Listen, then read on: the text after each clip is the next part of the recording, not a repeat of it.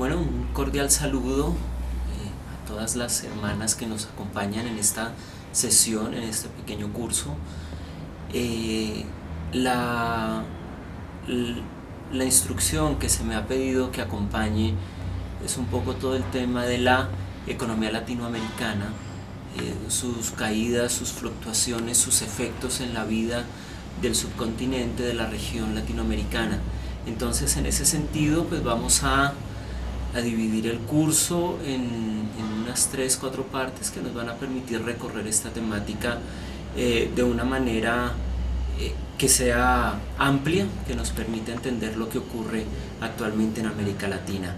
Mi nombre es Henry Cancelado, soy profesor de la Universidad Javeriana, director de la carrera de Relaciones Internacionales, y para mí es un gusto acompañarlas en esta sesión. Bueno, comencemos entonces, entremos en materia. En primer lugar, para entender la economía latinoamericana hay que entender 2 o 3 cosas básicas.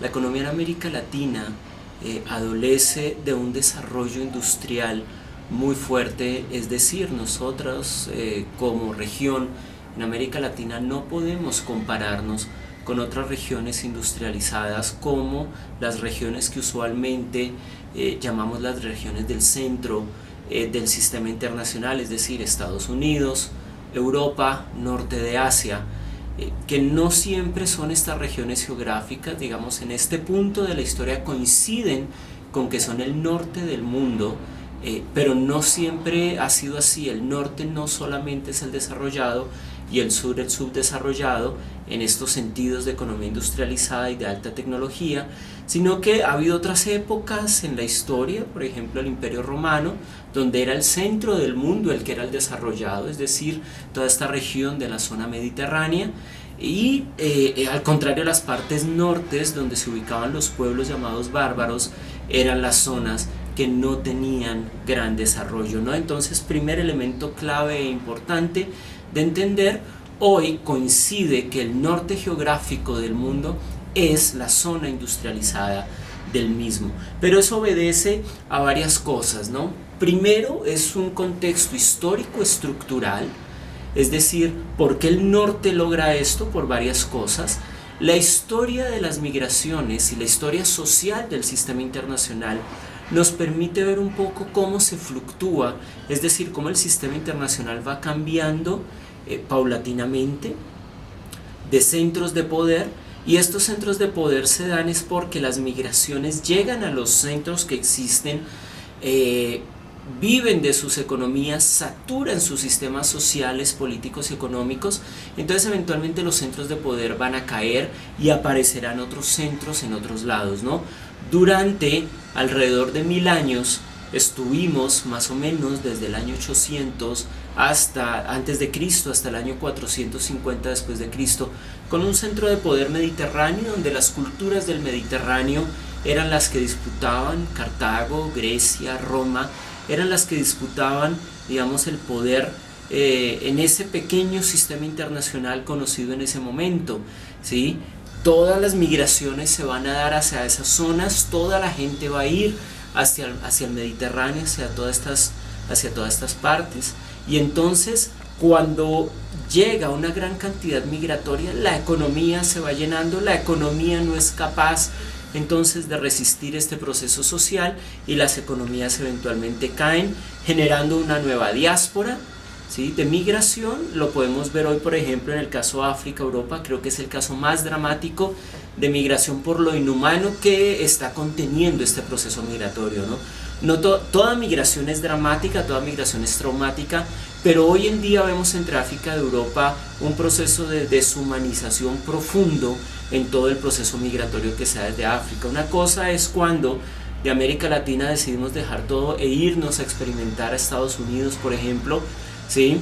Donde hay unas condiciones duras migratorias. Podemos ver todas las condiciones de ilegalidad que se reproducen en México, los trenes, la gran ruta de trenes que se conoce, pues, que entra algunos migrantes ilegales, lo que se conoce coloquialmente como el hueco, es todo el proceso, digamos, de una migración ilegal, pero una vez llegan aparece otro proceso totalmente diferente. No hay una exclusión, de todas formas, todo país receptor excluye al que llega, y esto tiene una lógica también muy social y muy política, y es que el país que recibe siente que le están quitando su posibilidad de supervivencia, ¿no? La xenofobia, es decir, el odio a lo extranjero, el odio al que llega, va a aparecer siempre en las sociedades que reciben.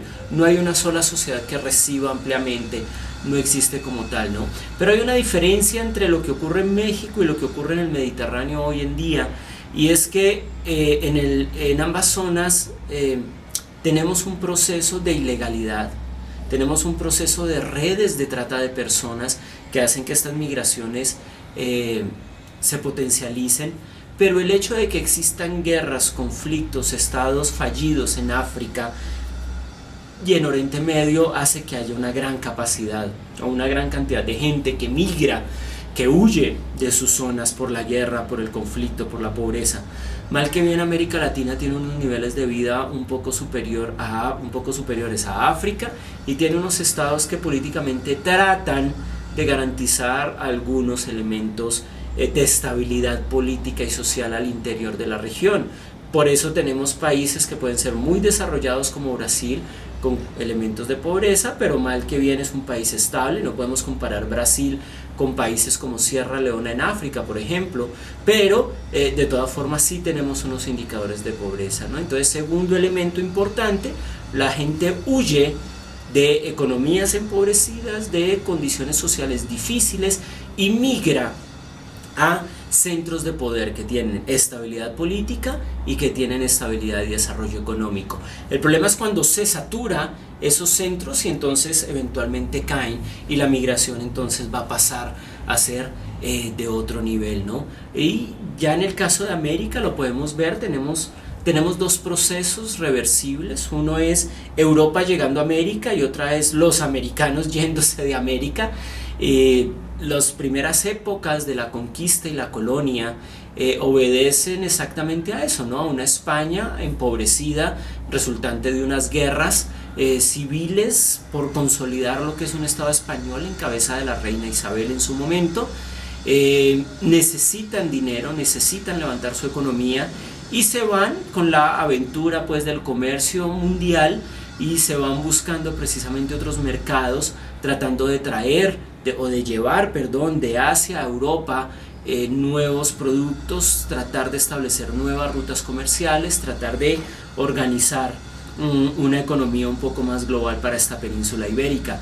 Se encuentran con un continente que nadie había contemplado antes en la historia europea hasta ese momento, y entonces empieza un proceso de explotación económica muy fuerte, ¿no? Y ahí tenemos que diferenciar entonces dos elementos importantes de la colonización de las Américas, de las tres Américas. Es muy diferente la colonización británica, la colonización francesa, la colonización portuguesa y la colonización española. Son 4 las potencias europeas que llegan a América, con 4 procesos y modelos muy diferentes de organización política, de organización administrativa de estos territorios, y de organización y de explotación económica. Empecemos desde el norte hacia el sur. En primer lugar, entonces, tenemos Norteamérica, colonizada entonces por ingleses y franceses en su parte más norte, es decir, lo que hoy es de más o menos desde Washington hacia Canadá, llegando hacia el círculo polar ártico. Tenemos unos ingleses que vienen buscando nuevos mercados, que vienen buscando tierras, con un proceso de colonización y mestizaje más bien limpio, por así decirlo, ¿sí? Si se me permite el término. ¿Limpio en qué sentido? Limpio en el sentido en que, al contrario de los españoles en América Latina, estos no se mezclan inicialmente con los pueblos aborígenes. Es más, les agradecen toda la hospitalidad y que les permitan estar en estas tierras. De ahí viene el Día de Acción de Gracias en Estados Unidos, que es tan importante para ellos. Canadá tiene también una versión del Día de Acción de Gracias, también recordando este proceso de cómo llegan nuevos europeos buscando nuevos territorios, huyendo de una Europa empobrecida. Si ven, ahí tenemos un proceso de migración. Ustedes me van a decir, pero ¿qué es lo que ocurría en Inglaterra y en Francia en ese momento? Tenemos reyes despóticos en Francia que tienen una crisis económica fuerte en el siglo XV y XVI, ¿sí? Y eventualmente pues a principios del siglo XVII tenemos guerras. En el momento en que llegan los primeros pioneros a Norteamérica, alrededor de 1620, estamos en una gran guerra en Europa, que es la Guerra de los 30 años, que va a terminar con un acuerdo muy importante en 1648 y que va a reorganizar el mundo definitivamente, y es el mundo que conocemos hoy en día, muy diferente al mundo previo a 1648, ¿no? Entonces estos pioneros huyen de esa Europa en guerra. Entonces, si ven, ahí se evidencia históricamente el proceso de comunidades, sociedades empobrecidas que se van, huyen, eventualmente también perseguidas por casos de racismo, religiosos, etcétera, huyen y se van entonces a Norteamérica. Ahí es importante entonces darnos cuenta que la migración inglesa, con los barcos ingleses llegan holandeses, alemanes, ¿sí? Toda una serie de personajes, pero la colonización propiamente organizada va a estar en manos de los ingleses y de los franceses, ¿no? Los franceses más hacia el sur, lo que hoy son los estados de Nueva Orleans, también por el río Mississippi y San Lorenzo al sur de los Estados Unidos, los ingleses más hacia el norte, lo que va a ser en Nueva York y toda la Columbia Británica en Canadá, ¿sí? También los holandeses llegan buscando estos mercados, pero como les digo, es un tema de comercio. Si comercian con los indígenas, los tratan como unos pares en su momento, como unos pares de comercialmente válidos, políticamente válidos. Una anécdota histórica, por ejemplo, la isla de Manhattan, donde hoy reposa la parte más importante de la ciudad de Nueva York, la compran los holandeses a los indígenas en su momento. Entonces miren que no la arrebatan, no la quitan por guerra, no la declaran territorio de su majestad, sino que al contrario, de su majestad holandesa, sino que al contrario la compran y establecen y empiezan a crear la ciudad de New Amsterdam, de Nueva Ámsterdam, que después va a ser la ciudad de Nueva York, cuando los ingleses lleguen también a la zona.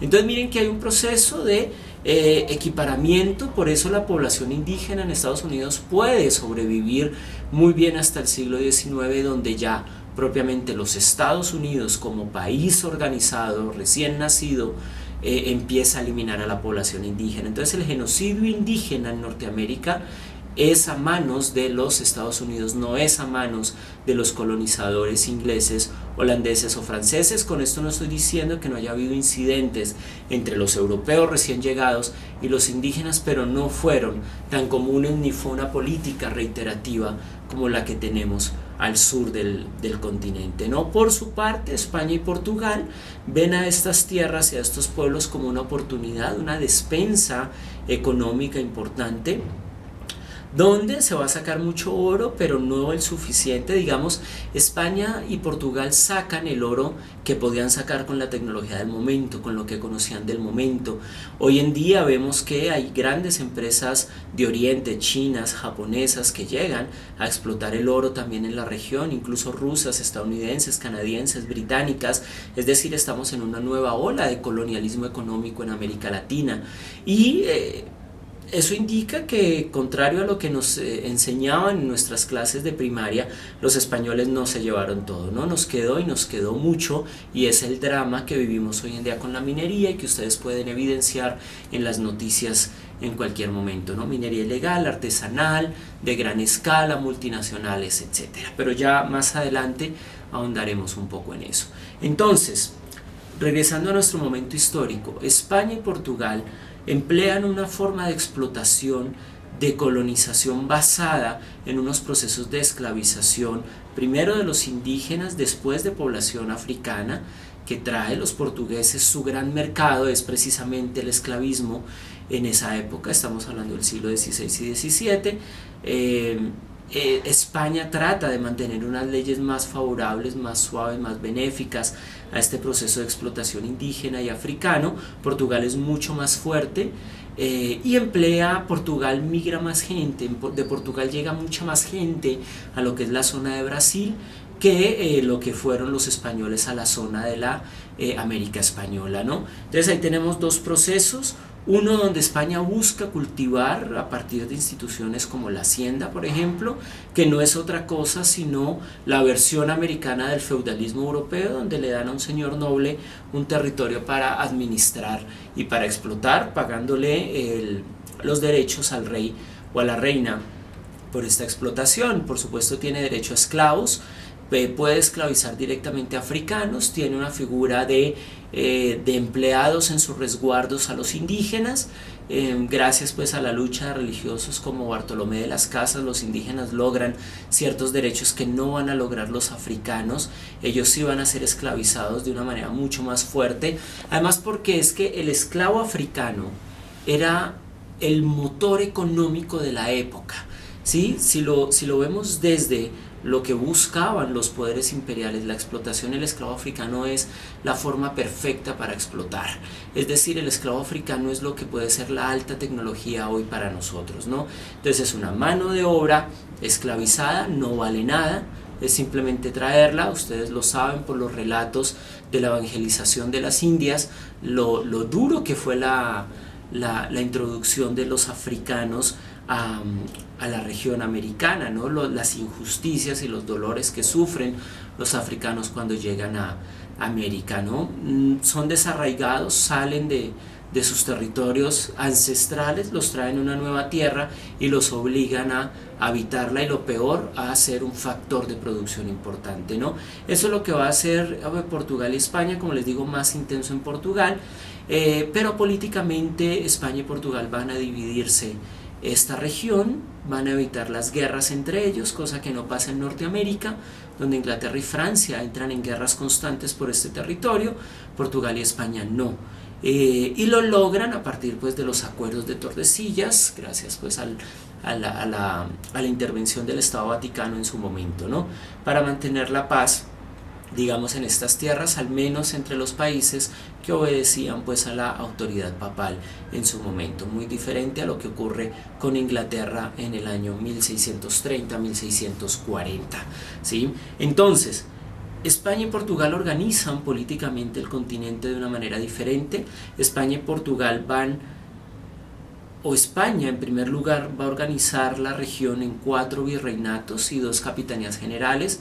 Tenemos el Virreinato de Nuevo México, tenemos el Virreinato de la Nueva Granada, tenemos el Virreinato de Lima y tenemos el Virreinato del Río de la Plata. Y tenemos 3 capitanías generales: la Capitanía General de Guatemala, la Capitanía General de Venezuela y la Capitanía General de Chile. ¿Qué características tenía la Capitanía General? Era simplemente un territorio administrado para efectos militares, es decir, para proteger al imperio en sus territorios. Si ustedes observan, tiene la característica de que son territorios que conectan con el mar, ya sea el Pacífico como en Chile, o ya sea el Caribe como Venezuela y Guatemala, y al Atlántico, ¿sí? Entonces ahí es donde se va a posar el poder militar español, mientras que los virreinatos son la organización política, social y económica que producen para la corona española, ¿no? Mientras que Brasil va a ser organizado a manera de imperio que se va expandiendo. Por eso el territorio brasilero es tan grande comparado a lo que es la América española, ¿sí? Aparte de que la selva pues es constantemente penetrada por expediciones económicas portuguesas. Los indígenas como los guaraníes son cazados como esclavos, cosa que era prohibida por las coronas en Europa, pero aquí lo hacen las mafias esclavistas, los llamados bandeirantes. Entonces lo van a hacer buscando precisamente ganar mayor rédito económico en estas colonias. Entonces partimos en nuestra historia económica de una historia de explotación sin escrúpulos. Eso es lo que nos van a traer también, una explotación sin escrúpulos, pero miren que es una explotación muy amarrada a la tierra, ¿sí?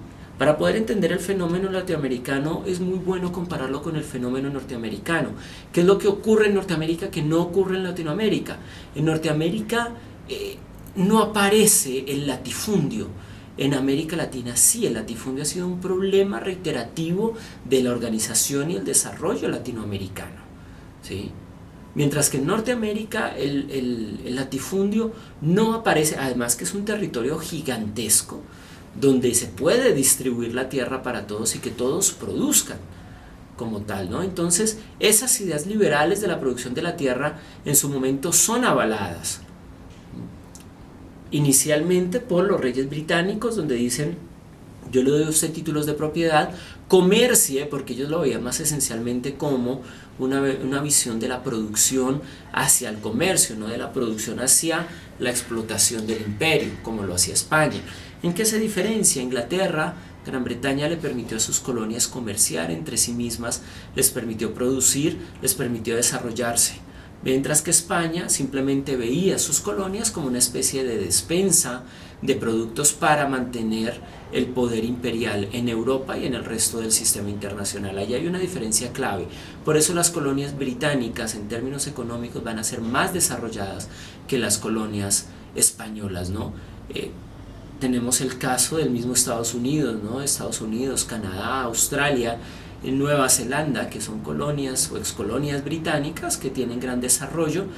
La India no tiene mucho desarrollo, pero digamos su subdesarrollo obedece a unas condiciones muy particulares también de la India que no vale la pena estudiar aquí.